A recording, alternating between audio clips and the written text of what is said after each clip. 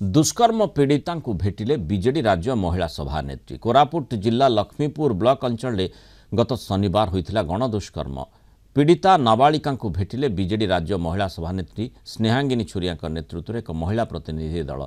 BJD supremo नवीन पट्टनायक निर्देश क्रमे पीड़िता नाबालिका परिवार लोकों को भेटी आलोचना करिसेंती। दुष्कर्म मामला रे 4 जन को गिरफ्त करिछि पुलिस। घटना रे एकाधिक व्यक्ति सामिल थिबा अभियोग होइछि। तेबे पुलिस 4 जन को गिरफ्त करी चुप बसी पड़िथिबा अभियोग करिसेंती राज्य महिला सभानेत्री और बीजेडी दलर नेता। यहाँ पर कोरापुट जिला मेडिकल रे पीड़िता भेटिबाकु जाइथिबार सूचना दैछंती।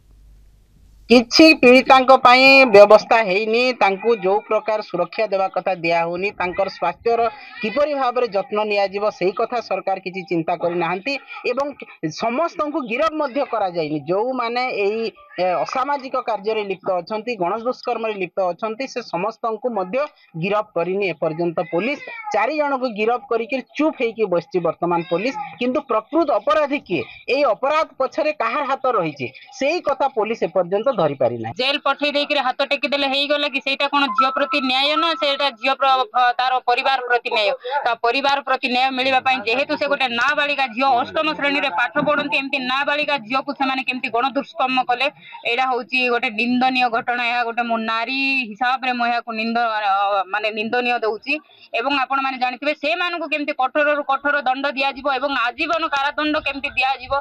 से झियोर कोन जो इज्जत आज चली जाई समाज रे सेटा कोन से फेरई पारिबे, सरकार फेरई पारिबो ना पुलिस फेरई पारिबो। एति पई से मान को केमती आजीवन कारादंड देकी झियो प्रति केमती न्याय होबो एवं ता बुढ़ी आई एवं बुढ़ी जेजेमा प्रति केमती न्याय मिलिबो ताहा हमें दाबी करू। सरकार स्पष्ट करंतु जे जड़े अनाथ झील ता बापा छोट बेलू नहांती, ता माँ पाठ पढ़ाउथिले, तांको परिवार कथा, झीर स्वास्थ्य अवस्था कथा, प्रत्येक गाँ कथा किपरि आईन श्रृंखला बुसिडी जांची ताकु स्पष्ट करंतु जे एपरि अभावनीय घटना पई कोन पदक्षेप नेउछन।